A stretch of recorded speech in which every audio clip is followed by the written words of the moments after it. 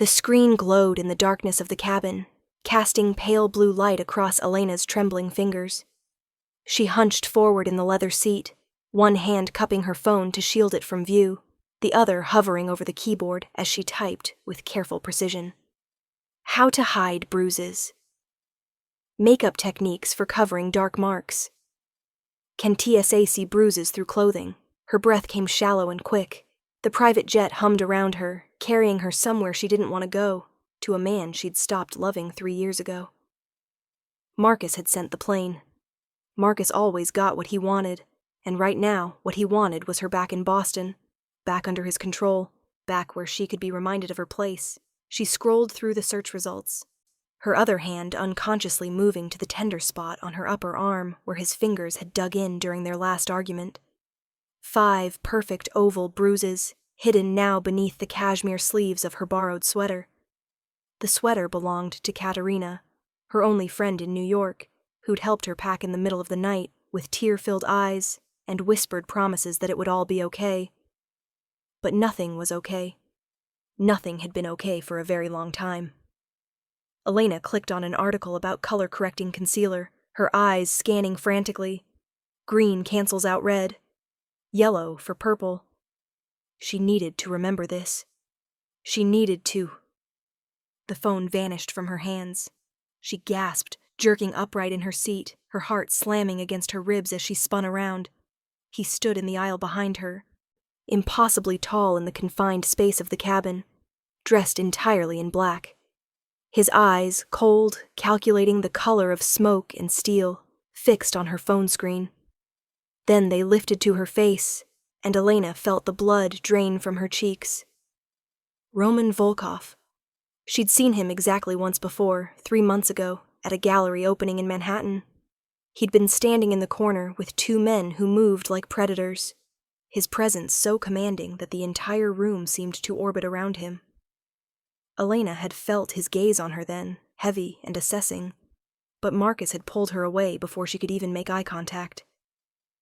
Later that night, Marcus had been angrier than usual. He'd told her that men like Volkov were dangerous, that she was never to look at him, never to speak to him, never to acknowledge his existence. Roman Volkov owns half of New York, Marcus had hissed, his fingers tight around her wrist. He owns politicians, judges, the commissioner of police. He's not a man, Elena. He's a monster, in an expensive suit. And now that monster was holding her phone, reading her desperate searches, and she was trapped with him at 37,000 feet. Who's Marcus? His voice was deep, accented, precise. Not a question. A demand. How do you... Elena's voice cracked. She reached for her phone, but Roman lifted it higher, his movements casual, almost lazy, as if this were amusing to him. The calendar on your screen, he said, his English perfect but flavored with something that spoke of Moscow winters and dangerous men in dark rooms. You have an alert. Marcus arrives 6 p.m. That's in 4 hours. He scrolled through her phone with disturbing ease. Interesting browsing history, very specific searches. Heat flooded Elena's face, shame, fear, anger all mixing together until she thought she might choke on it. That's private. You have no right. I have every right. Roman's eyes never left hers. This is my plane. The words hit her like cold water. Your... what? My plane. My pilot. My cabin crew. He gestured around the luxurious interior with her phone. I'm wondering why Marcus Chambers thinks he can use my aircraft to transport a woman who's searching for ways to hide injuries. Elena's mind reeled. This wasn't Marcus's plane? She'd assumed he'd told her, I need to make a call. Roman turned away from her, already dismissing her. And that casual disregard sparked something in Elena's chest. Something that felt dangerously like courage. Wait! She stood, her legs unsteady beneath her. If this is your plane, then I need to get off. Right now. Please. I can't go to Boston. I can't... Roman turned back slowly, and the look on his face made her words die in her throat. He studied her with the intensity of a man who saw everything, missed nothing, forgot less. His gaze traveled from her two bright eyes to her borrowed sweater, lingering for just a moment on the way she held her left arm slightly away from her body. "Sit down," he said quietly. It wasn't loud. It wasn't harsh. But something in his tone made Elena's knees buckle, and she sank back into her seat, her heart hammering. Roman moved past her, heading toward the front of the cabin, her phone still in his hand. He pushed through a door she hadn't noticed before, the cockpit, she realized, and she heard him speaking in rapid Russian, his voice carrying that same cold authority. The plane began to turn. Elena gripped the armrests, her knuckles white. What was happening? Where was he taking her? She thought about standing, about demanding answers, but her body felt frozen, locked in place by something primal that recognized Predator even when it wore Armani and carried itself with civilized grace. When Roman emerged from the cockpit, he wasn't alone. A woman followed him, late 40s, dressed in the neat uniform of flight crew, with sharp eyes and a kind face. She carried a first aid kit. "This is Anya," Roman said, settling into the seat across the aisle from Elena. He gestured to the woman. "She's going to examine your injuries. You're going to let her." I'm not injured. I'm fine." Roman's laugh was soft and completely humorless. "Try again. And this time, pretend I'm not a man who's been lied to by experts since I was 15 years old." Anya moved closer, her expression gentle. "May I see your arm, dear? The one you keep protecting?" Tears burned in Elena's eyes. "No, I don't need... Elena." Roman's voice cut through her stammering. "That is your name, yes? Elena Thornton, formerly of Chicago, currently employed at Morrison Gallery in Manhattan, engaged 3 years ago to Marcus Chambers of Chambers Financial." He recited the facts like he was reading from a file, and maybe he was. Maybe men like him always had files. "You've canceled your engagement twice, and both times, Marcus has convinced you to reinstate it. Your mother died when you were 16. Your father remarried quickly, too quickly, and you left for college and never went back. You have $93 in your checking account, and a maxed-out credit card that Marcus gave you for emergencies. Am I missing anything?" She stared at him, feeling stripped bare, exposed, every secret she'd kept suddenly visible. I know everything that happens in my city." Roman leaned back in his seat, perfectly relaxed, perfectly terrifying. "The real question is why Marcus Chambers thinks he can use my aircraft to retrieve a woman who's clearly running from him." He paused. "Show Anya your arm, now." The command in his voice left no room for refusal. With shaking hands, Elena pushed up the sleeve of her sweater. The bruises had darkened overnight, deep purple-blue marks in the perfect shape of fingers. 4 on the outer part of her arm, 1 thumbprint on the inner side. The kind of injury that came from being grabbed, held too tight, shaken like a rag doll while someone hissed words about respect and obedience and knowing your place. Anya's soft intake of breath was almost silent. She moved closer, her touch infinitely gentle as she examined Elena's arm. "Any others?" Elena's throat closed. She couldn't speak. "Where?" Roman's voice had changed.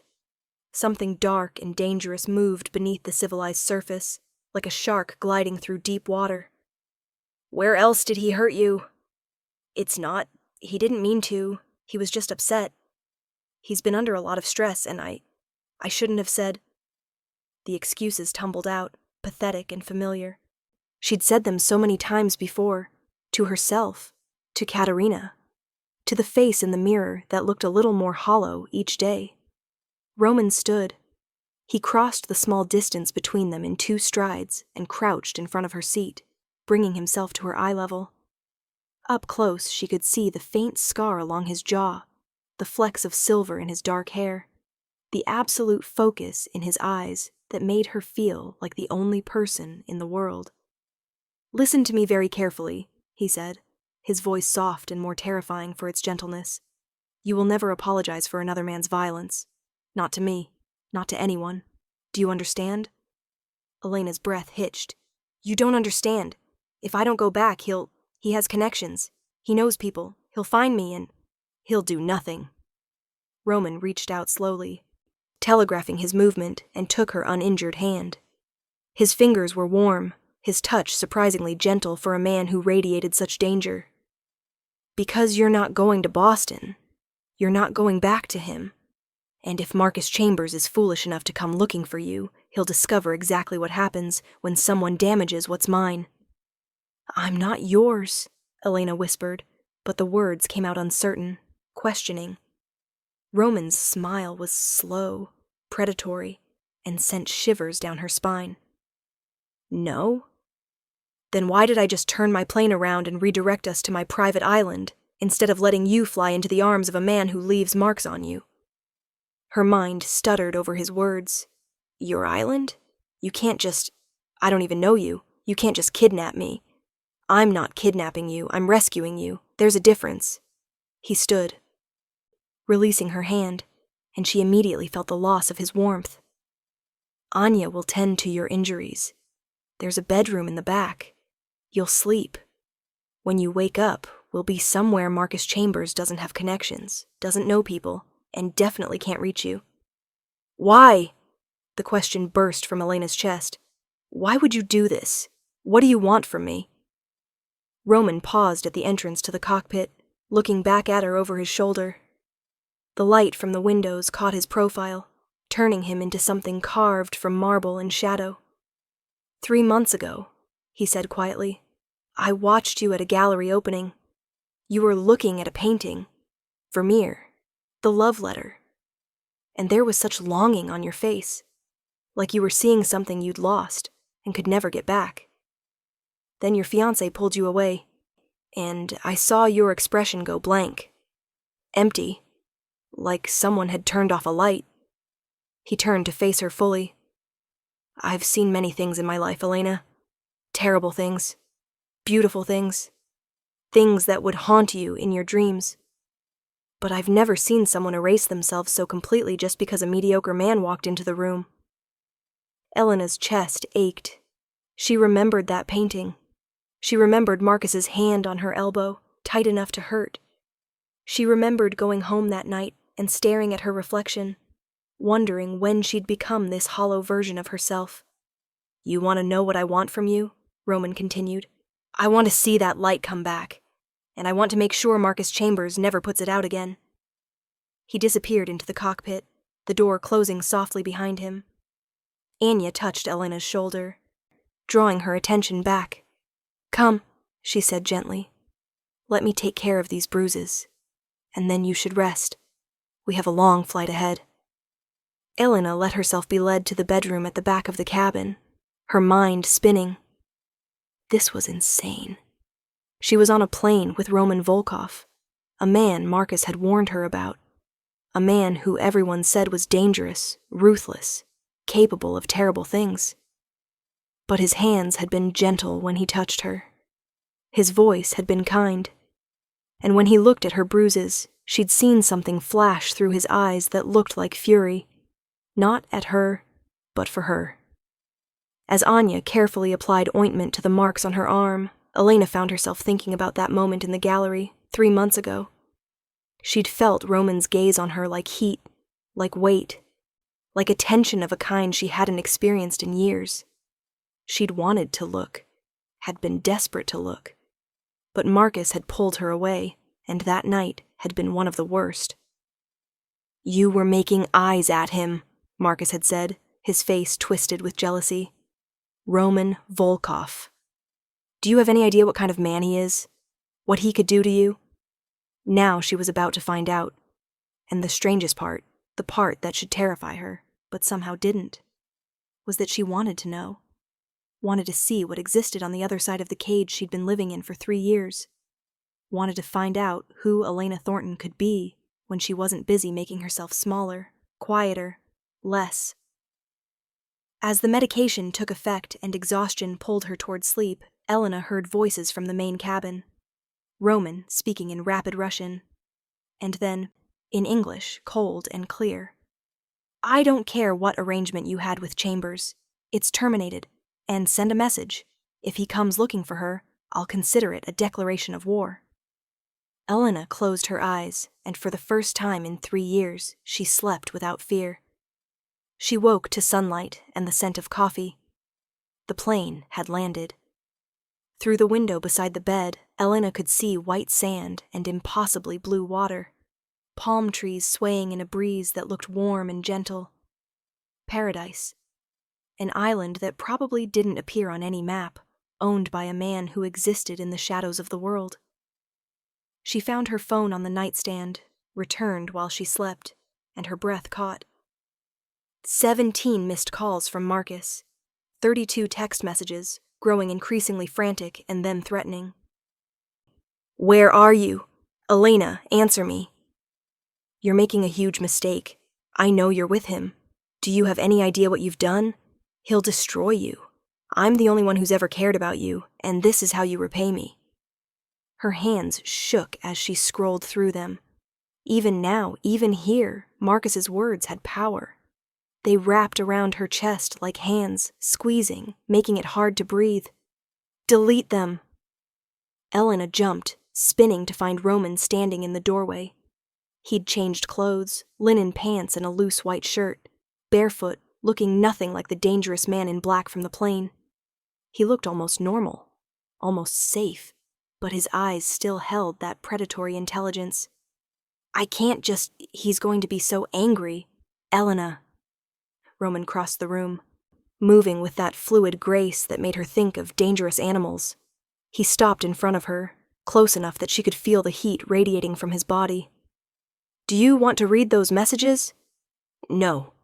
Do you want to hear his voice? No. Do you want to spend another moment of your life afraid of what Marcus Chambers thinks or feels or wants? Elena's throat burned with unshed tears. No. Then delete them. All of them. Block his number. And let's go have breakfast. It sounded so simple when he said it. So easy. Like Marcus was just another problem that could be solved, another obstacle that could be removed. But it wasn't that simple. Was it? Elena looked down at her phone, at the cascade of messages that represented 3 years of her life, 3 years of walking on eggshells, of measuring her words, of making herself smaller and smaller until she almost disappeared. 3 years of telling herself that love was supposed to be hard, that relationships required sacrifice, that she just needed to try harder, be better, cause less trouble. Her finger hovered over the delete button. He'll come after me, she whispered. You don't know him. He doesn't give up. Let him try. Something fierce and almost pleased crossed Roman's face. I've been looking for an excuse to deal with Marcus Chambers for quite some time. He's been laundering money through accounts he thinks are hidden, making deals with people who are under my protection, thinking he's clever enough to operate in my city without my knowledge. Roman's smile was cold. If he comes for you, he'll give me exactly what I need to end him. Permanently. The words should have frightened her. Instead, she felt a rush of something that felt dangerously like relief, like safety, like maybe, finally, someone was on her side. Elena pressed delete. Then she blocked Marcus's number, her heart pounding, her hands shaking, adrenaline flooding her system like she'd just jumped off a cliff. Good girl. Roman's approval washed over her like warmth. Now come. Breakfast. Then we'll talk about what happens next. The island was beautiful, small enough to walk around in an hour, large enough to feel like its own world. The main house sprawled along the beach, all white stone and open windows, surrounded by gardens that looked wild but were carefully maintained. There was a pool that seemed to spill directly into the ocean, a dock with 2 boats, and absolutely no other people in sight except for Anya and 2 men who Roman introduced simply as security. They ate on a terrace overlooking the water, fresh fruit, pastries, coffee that tasted like heaven. Roman watched her eat with an intensity that should have made her uncomfortable, but somehow didn't. Like he was cataloging every bite, every sip, every moment she relaxed slightly. You're too thin, he said finally. When's the last time you ate properly? Elena set down her coffee cup. I eat. That wasn't an answer. She looked out at the ocean, at the endless expanse of blue. Marcus had opinions about my weight, about what I should eat, how I should look. She'd started skipping meals 2 years ago, when he'd made a comment about her hips. Then dinner became dangerous. Would he approve of her choices? Would he make that face, the disappointed one? Would he sigh and say something about self-control? Marcus, Roman said quietly, is going to learn what happens when someone tries to break something that belongs to me. I don't belong to you. But the protest was weaker now, uncertain. Roman leaned back in his chair, utterly relaxed, utterly confident. Don't you? Then why did I turn my plane around? Why did I redirect my entire schedule, cancel 3 meetings, and bring you to my private island? He paused. Why did seeing those bruises on your skin make me want to hunt down Marcus Chambers and show him exactly what real violence looks like? Elena's breath caught. You don't even know me. I know enough. Roman's gaze held hers. I know that you're brave enough to search for escape routes even when you're terrified. I know that you tried to leave twice before, and he manipulated you into staying. I know that you have a degree in art history, but you work in a gallery instead of curating because Marcus said it was more appropriate for his fiancée. I know that you sold your car 2 months ago because he said you didn't need it, but really he wanted to control where you could go. He stood, moving around the table with predatory purpose. I know that you're stronger than you think you are. And I know that if I let you go back to Boston, if I let Marcus Chambers put his hands on you again, I would never forgive myself. He stopped beside her chair, and Elena had to tilt her head back to look at him. The sun was behind him, turning him into a dark silhouette against the brilliant sky. Stay, Roman said simply, for a week. Let yourself heal. Let me show you that not all powerful men want to make you small. And at the end of the week, if you want to leave, I'll send you anywhere in the world, with enough money to start over, with documents Marcus can't trace, with protection he can't breach. He reached out, tucking a strand of hair behind her ear with infinite gentleness. Or you can stay longer. The choice is yours, but either way, you're never going back to him. Elena's heart was pounding so hard, she thought it might burst from her chest. This was crazy, insane. She was on an island with a man everyone said was dangerous, a man who controlled half of New York's underworld, a man who shouldn't care about her at all. But when he touched her, his hands were gentle. When he looked at her, she felt seen. And when he talked about her future, it included choices. Hers to make, hers to own. 1 week, she heard herself say. Roman's smile was slow and devastating. 1 week. The first 3 days passed like a dream. Roman gave her space, a beautiful room overlooking the ocean, clothes that fit perfectly and appeared in her closet like magic, books and art supplies, and quiet hours to simply exist. He didn't demand anything from her, didn't expect her to be entertaining or accommodating or grateful. He simply let her be, but he was always there. At breakfast, asking about her sleep.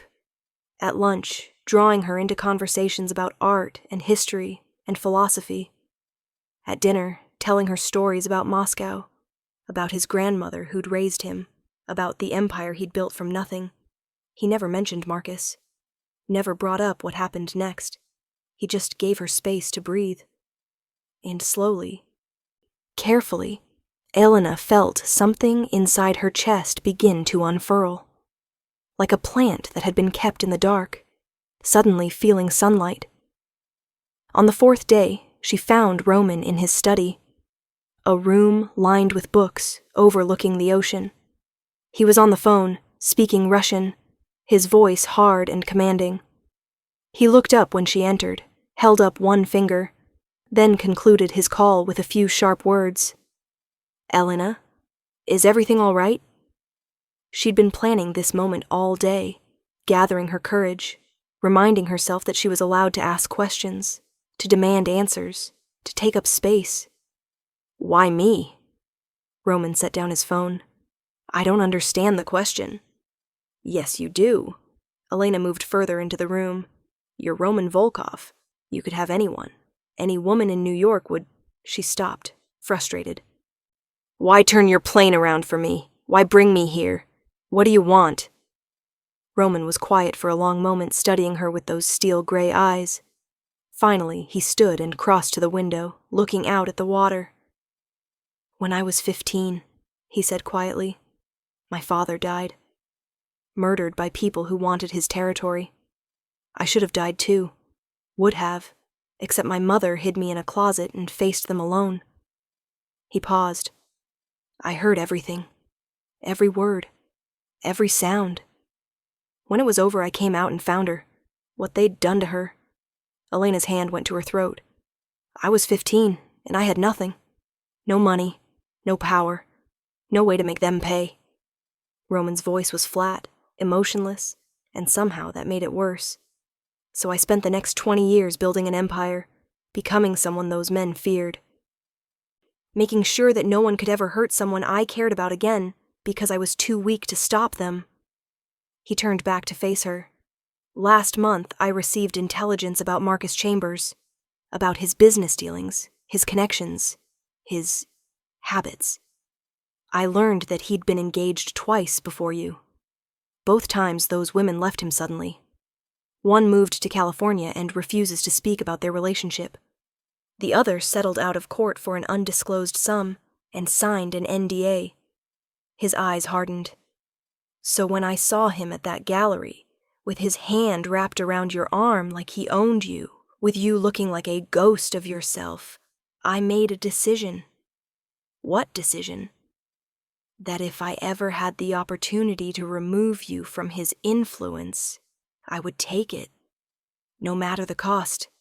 No matter the complications. He moved closer, his gaze intense. I don't know what I want from you, Elena. That's the truth. Maybe nothing. Maybe everything.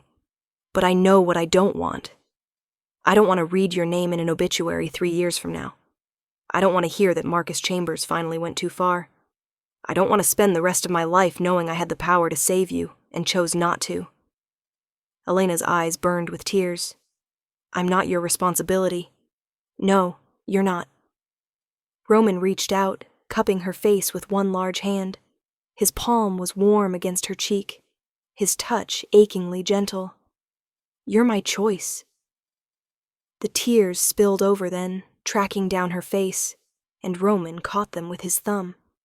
He pulled her closer, wrapping her in his arms, and Elena collapsed against his chest and sobbed. For everything she'd lost, for the years she'd wasted, for the girl she used to be before Marcus taught her that love meant pain. Roman held her through it all, one hand stroking her hair, murmuring words in Russian that she didn't understand, but felt in her bones. When the storm finally passed, Elena pulled back slightly, looking up at him. Your choice? My choice. Roman's smile was soft. And if you'll let me, I'd like to show you what it means when a man chooses you, not to possess you, not to control you, but to stand beside you and watch you become everything you were meant to be. Elena's breath shuddered. I don't know what that looks like. I don't know who I am without... She couldn't finish. Then we'll figure it out together. One day at a time. No pressure.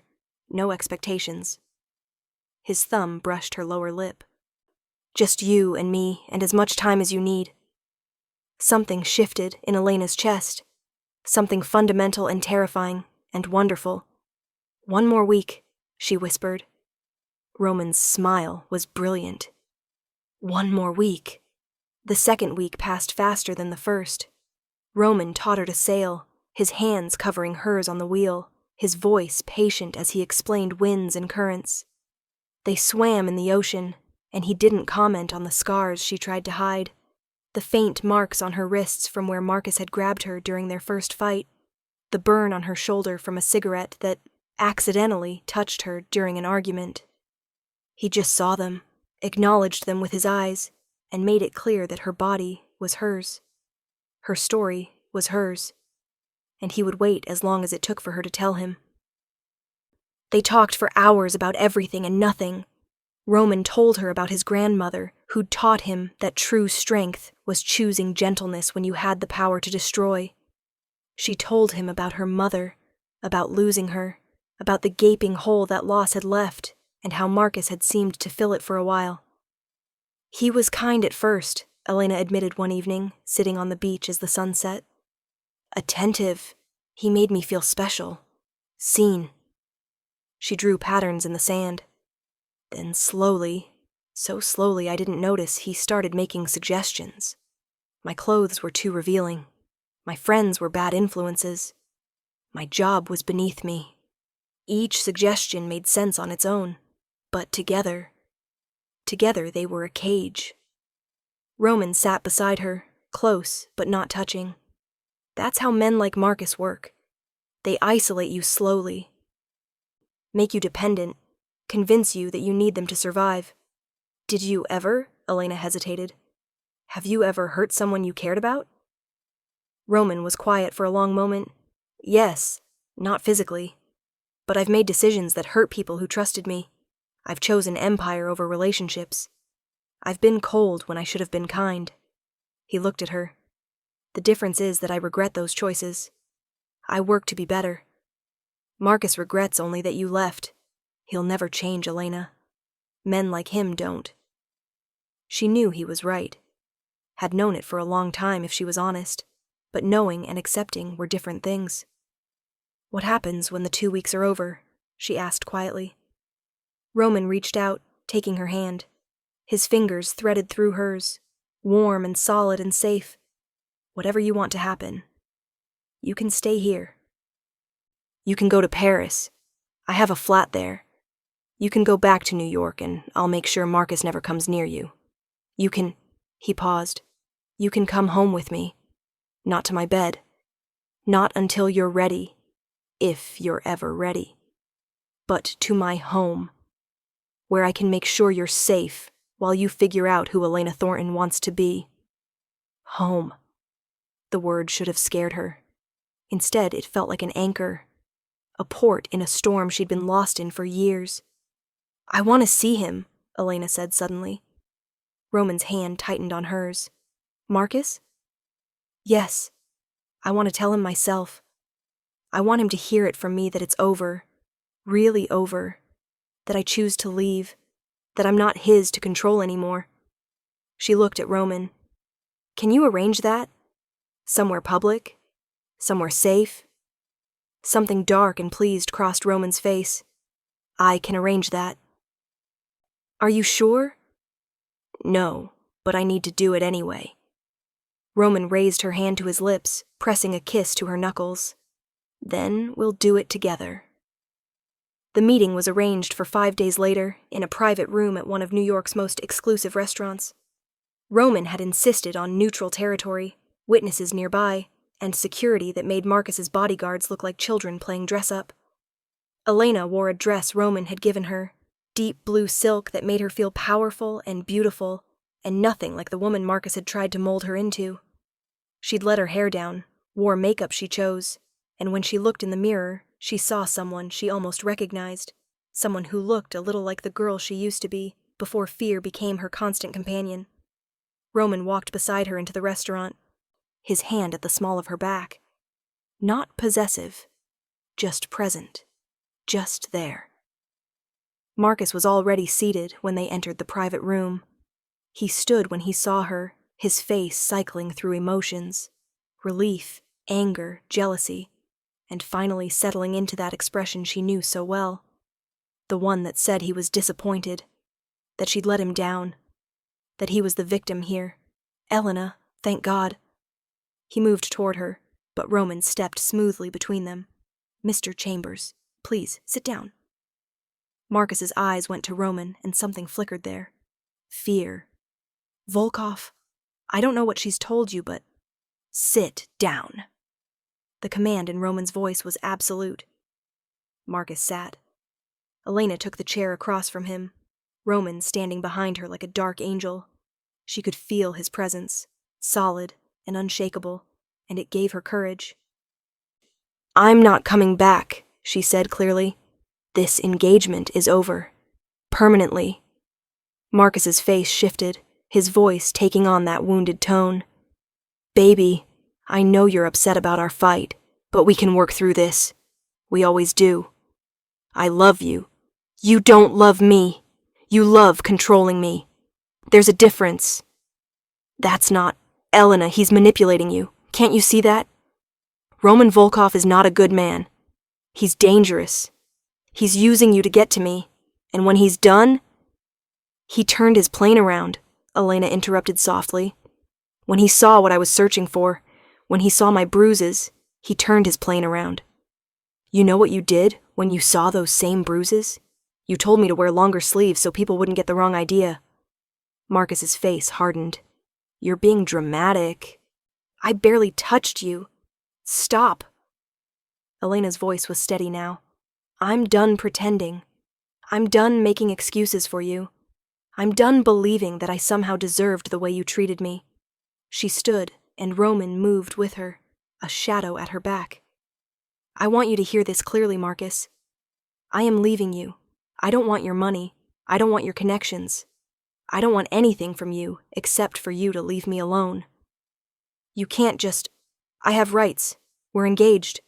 There are contracts. Terminated." Roman's voice was cold. "Your lawyer received the paperwork this morning. Elena signed nothing that binds her to you. Your engagement is dissolved. And if you attempt to contact her, follow her, or interfere in her life in any way, you'll discover that my reputation is well earned." Marcus surged to his feet. "You can't threaten me. I have friends. I have connections. I know people who work for me." Roman's smile was terrifying. "Did you really think you could operate in my city without my knowledge? Every deal you've made, every account you've hidden, every politician you've bought, I know about all of it. And if you make this difficult, if you cause Elena one moment of distress, I'll make sure every one of your illegal activities comes to light." He leaned forward slightly. "I'll destroy you, Marcus. Completely. The only reason I haven't already is because Elena asked me to let you walk away quietly." Marcus looked between them, his face mottling with rage and fear. "You'll regret this," he spit at Elena. "Both of you. You think he's better than me? He's a criminal. A monster. He'll hurt you worse than I ever did. I never hurt her at all." Roman's voice was deadly soft. "That's the difference between us." Elena felt tears prick her eyes, but these weren't tears of sadness. They were tears of relief, of freedom, of watching the man who'd controlled her for 3 years finally understand that his power over her was broken. "Goodbye, Marcus," she said quietly. "I hope you get help. I hope you learn that love isn't about control. But mostly, I hope I never see you again."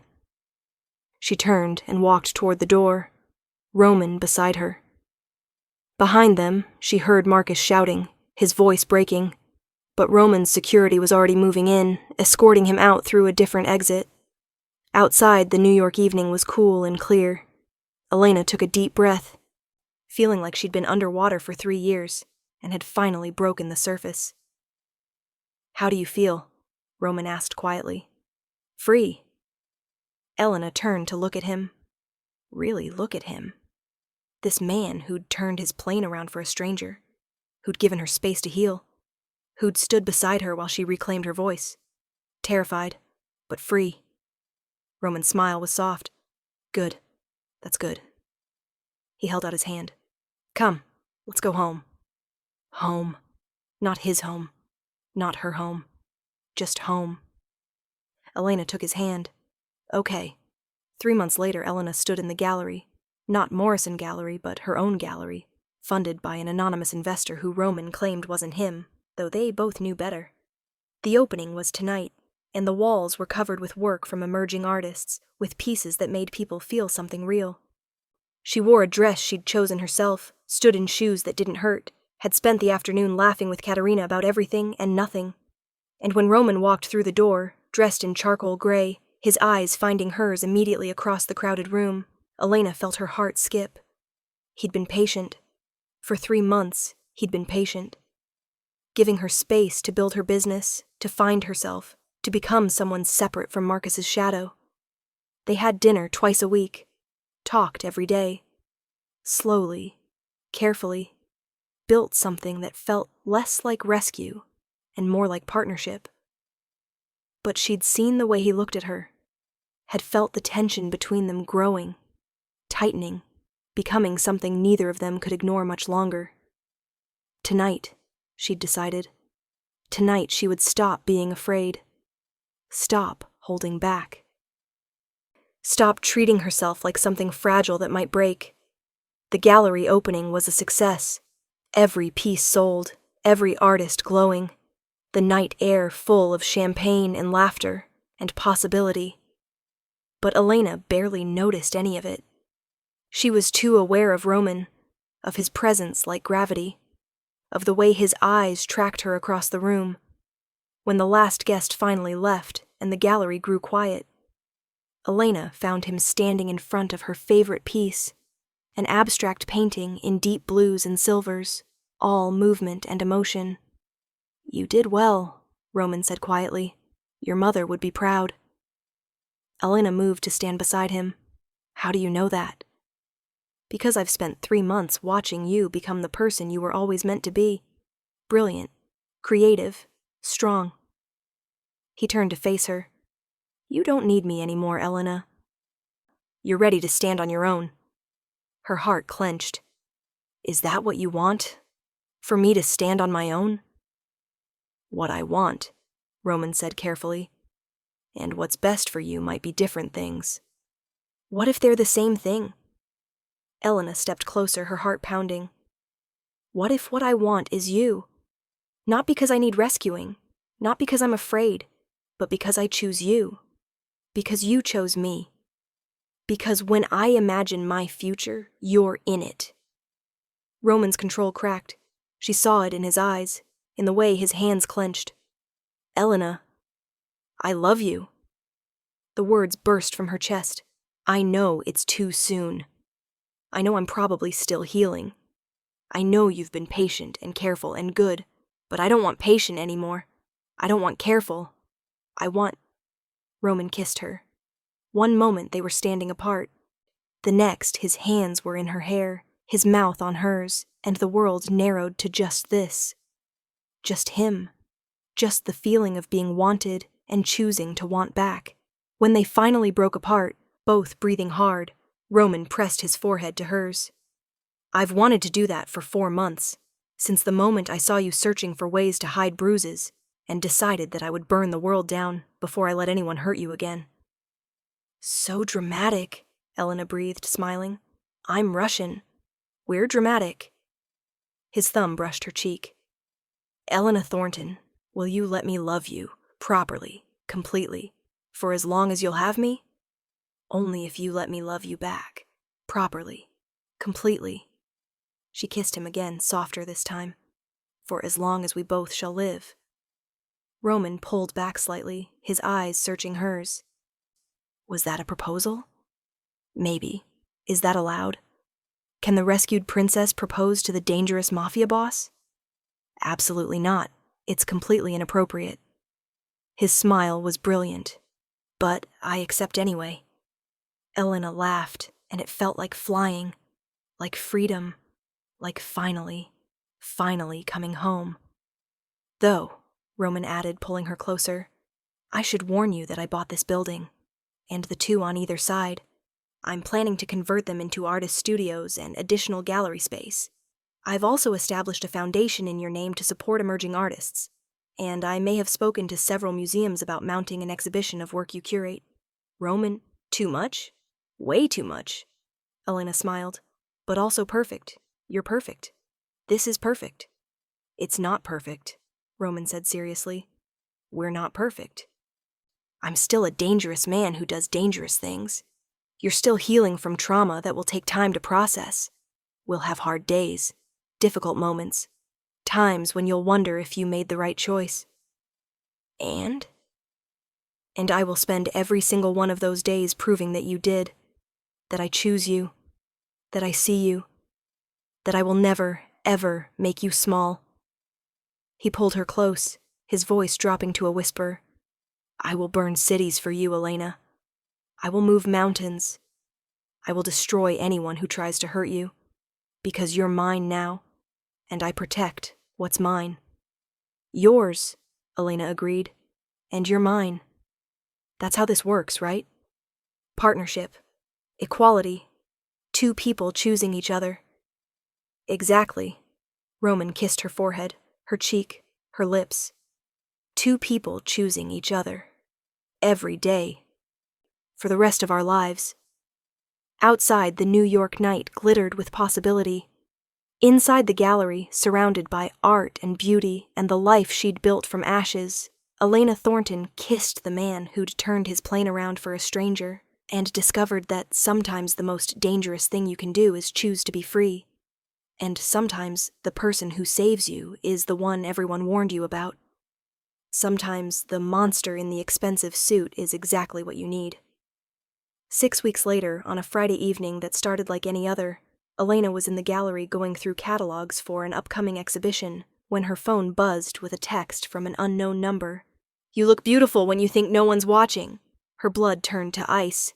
She spun around, checking the windows, the door, the shadows in the corners of the gallery. Empty. Just her assistant had left 20 minutes ago. She was alone. Another text. Blue dress, hair up. That bracelet Roman gave you for your birthday. Elena's hands shook as she looked down at herself. Blue dress, hair up. The delicate platinum bracelet Roman had fastened around her wrist that morning, kissing the pulse point beneath it. Someone was watching her. Right now. She grabbed her phone, calling Roman, her heart hammering so hard she thought she might be sick. Elena, what's wrong? Someone's watching me. They described what I'm wearing. They know about the bracelet. Roman, I think... Lock the doors. Don't go near the windows. I'm 3 minutes away. His voice had gone cold, deadly. She heard him shouting orders in Russian, car doors slamming. Stay on the phone with me. Another text came through. Does he know you're lying to him? What? Elena whispered. What did they say? Roman demanded. They're saying I'm lying to you. Roman, I don't understand. Does he know where you really were last Tuesday? Who you really met with? Elena's mind raced. Last Tuesday. She'd told Roman she was meeting with a supplier about frames, but really, she'd gone to see a therapist. Her first session. She hadn't told him because she wanted to be sure she could handle it, wanted to work through some of her trauma privately before bringing him into it. But how could anyone know that? Ask yourself why you're keeping secrets, Elena. Ask yourself if you're really as different from Marcus as you think you are. Lying, hiding, sneaking around. They're trying to manipulate you, Roman said, and she realized she'd been reading the texts aloud. Whatever they're saying, it's designed to make you doubt yourself, to make you afraid. But how do they know? The gallery's front door rattled, someone trying the handle. Elena backed away, her phone pressed to her ear, her free hand fumbling for the panic button Roman had installed. Someone's trying to get in. I'm turning onto your street now. 30 seconds. Do not hang up. The rattling stopped. For a moment, there was silence. Then the back door, the one that led to the alley, the one she rarely used, crashed open. Elena screamed, running toward the front of the gallery. She could see Roman's car pulling up outside, could see him already getting out, but the footsteps behind her were closer, faster. A hand grabbed her arm, not hard, not bruising, but firm. She spun around and found herself face to face with a woman. Late 30s, elegant suit, expensive haircut, and eyes that held something Elena recognized. Fear. This woman was afraid. I'm sorry, the woman gasped. I'm so sorry. I had to warn you. Marcus said if I didn't help him, he'd... She was crying now, tears streaming down her face. He made me track you. Made me send those texts. He said he just wanted to know where you were, that he just wanted to make sure you were safe. But I know what he really wants." The front door burst open, and Roman was there, his security team flooding in behind him. He assessed the situation in a split second. Elena unharmed, the woman holding her arm loosely, tears on both their faces. "Let her go," Roman said quietly, and the woman's hand dropped immediately. "I'm Sarah," the woman said, her voice breaking. "Sarah Mitchell. I was engaged to Marcus 4 years ago, before you." She looked at Elena. "He did the same thing to me. The control, the isolation, Her hand went to her throat, to a faint scar there. "When I finally left, he stalked me for 8 months. I had to leave Boston, change my name. He found me anyway." She was shaking now. "2 weeks ago, he showed up at my office in Philadelphia. He said he needed my help getting you back. He said if I didn't help him, he'd tell my husband.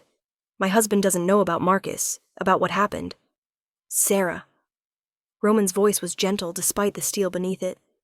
"You sent those texts?" "He wrote them. He told me exactly what to say. He's been watching her, taking photos." "He has people." She pulled out her phone with trembling hands. "He sent me this an hour ago. Said if I didn't get Elena to doubt you, to leave you, he'd send copies to everyone she knows." Sarah turned the phone around and Elena felt the world tilt. Photos of her leaving a building on Tuesday, the building where her therapist's office was, and with them, a message in Marcus's handwriting. "Elena Thornton, secret visits to Dr. Rebecca Chen, psychiatrist specializing in trauma and abuse. Visits she's hiding from her new boyfriend. Makes you wonder what else she's hiding." "He's going to twist it," Elena whispered. "He's going to make it look like I'm unstable, like I'm lying to you, like he's the victim and you're the problem." Roman crossed to her, his hands gentle on her shoulders. "It's what men like Marcus do. They gaslight, they manipulate, they make their victims look crazy so no one believes them. But I did lie to you. I didn't tell you about the therapy. That's not lying. That's privacy. You're allowed to have privacy." Roman tilted her chin up, forcing her to meet his eyes. "Elena, listen to me. You could have a dozen secrets, and it wouldn't change how I feel about you. You could be seeing 10 therapists, and I would applaud you for taking care of yourself. Nothing you're doing is wrong. Marcus is wrong. He's desperate and dangerous and apparently delusional enough to think he can manipulate his way back into your life." Sarah made a sound somewhere between a laugh and a sob. "He'll never stop. That's what I came to tell you. He'll never stop until..." She couldn't finish. Roman's expression darkened. "Until someone stops him." He pulled out his phone, pressing a single button. "Dimitri, Marcus Chambers. Find him. Now." Elena grabbed his arm. "Roman, what are you going to do?" "What I should have done the moment I saw bruises on your skin." His eyes were cold, merciless. "I'm going to end this." "You can't. If you hurt him, I won't hurt him." Roman's smile was terrifying. "I won't have to. I told you months ago that I know everything about his illegal activities. Every account, every deal, every bribe. I've been building a case, waiting for the right moment." He touched her face gently. "He just gave me that moment." Over the next 3 hours, Elena sat in Roman's penthouse apartment, Sarah beside her, both of them drinking tea that Anya pressed into their hands. Roman was in his office, door closed, his voice a steady murmur in Russian and English, making calls, moving pieces, destroying a man's life with the same cold efficiency he brought to everything.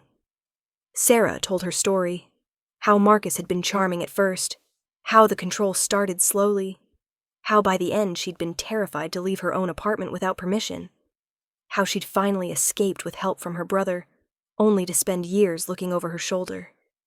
"When I met my husband," Sarah said quietly, "I didn't tell him about Marcus. I was ashamed. I thought if he knew how weak I'd been, how long I'd stayed." Her voice broke. "Marcus knew that shame was my weakness. He's been using it against me for 2 weeks. making me spy on you, send those texts, try to drive a wedge between you and Roman. You're not weak, Elena said firmly. You survived. That's not weakness. You survived too. Sarah looked at her. And you found someone who actually protects you instead of claiming to while he tears you down. That's what I wanted to warn you about. Marcus isn't trying to get you back because he loves you. He's trying to get you back because you had the audacity to leave, to choose someone else, to be happy. Men like Marcus can't stand that. The office door opened, and Roman emerged. His expression was satisfied in a way that made Elena's stomach flip. It's done, he said simply. What's done? Elena stood. Roman, what did you do? I gave the FBI everything I have on Marcus Chambers, his offshore accounts in the Cayman Islands, his connections to a money laundering operation running through 3 states, his bribes to 2 city council members and a state senator. His tax evasion, his fraud, his... Roman's smile was cold. They're arresting him as we speak. He'll be in federal custody within the hour. Elena's knees went weak. You're serious. Completely. I've also filed for restraining orders on your behalf and Sarah's. I've hired a lawyer, the best in the country, who will represent both of you pro bono if Marcus tries any legal retaliation.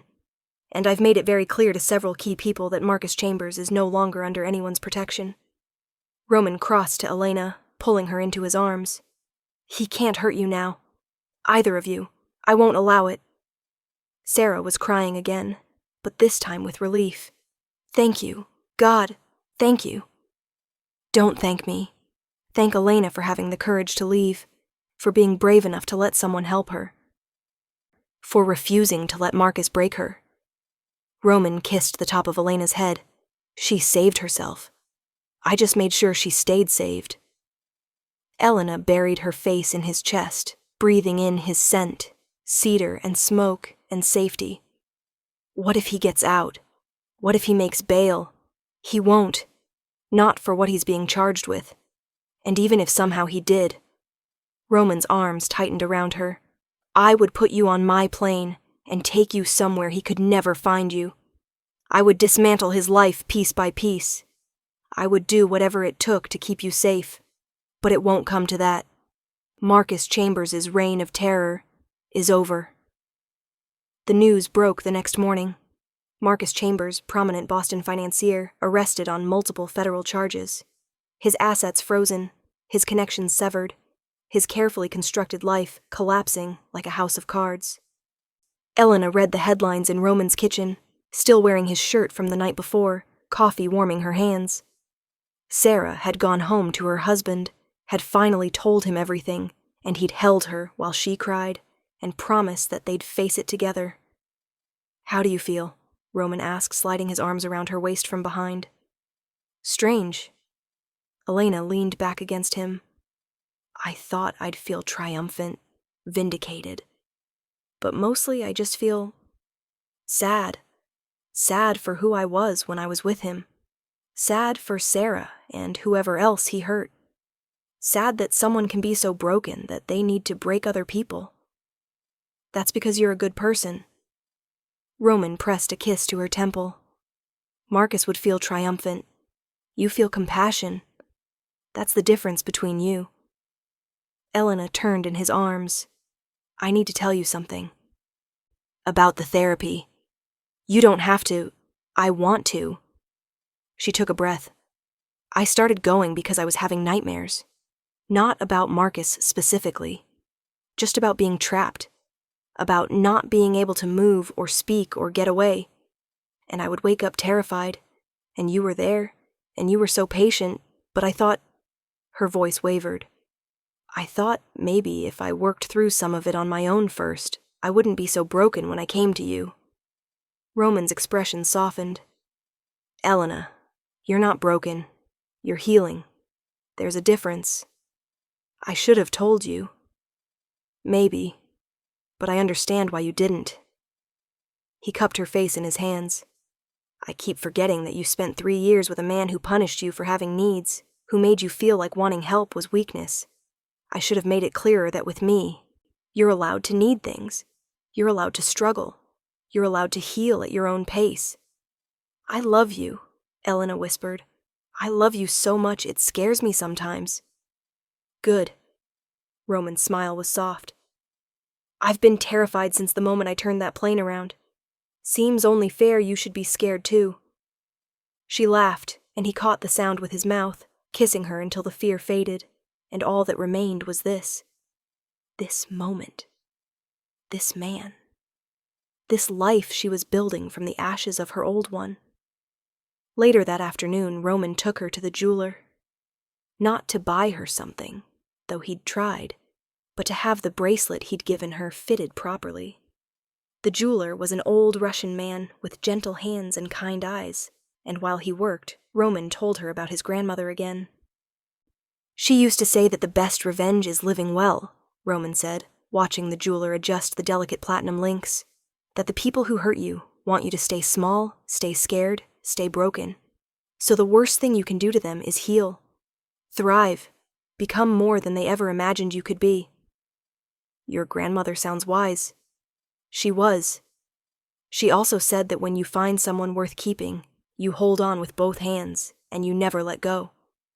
Roman took Elena's hand as the jeweler finished. I'm holding on, Elena Thornton, for as long as you'll let me. Elena looked at the bracelet on her wrist, no longer a symbol of possession, but of choice. Her choice. Her life. Her future. Then you'd better hold tight, she said, because I'm not going anywhere. That evening they hosted a small dinner party. Sarah and her husband, Katerina and her new girlfriend, a few artists from Elena's gallery, people who loved them, who supported them, who understood that sometimes the strongest families are the ones you choose. Over wine and laughter and good food, Elena caught Roman's eye across the table. He smiled at her, not the cold smile he showed the world, but the real one, the one that made him look younger, softer, almost vulnerable. She thought about the girl she'd been 6 months ago, searching for ways to hide bruises, trapped on a plane going somewhere she didn't want to go, ready to disappear into someone else's idea of who she should be. That girl was gone now. In her place was someone stronger. Someone who'd learned that asking for help wasn't weakness. That love didn't have to hurt. That the right person would turn a plane around, move mountains, burn cities, not to possess you, but to protect you. Not to control you, but to stand beside you while you found yourself again. Marcus was in a federal prison, awaiting trial. Sarah was free. And Elena was home.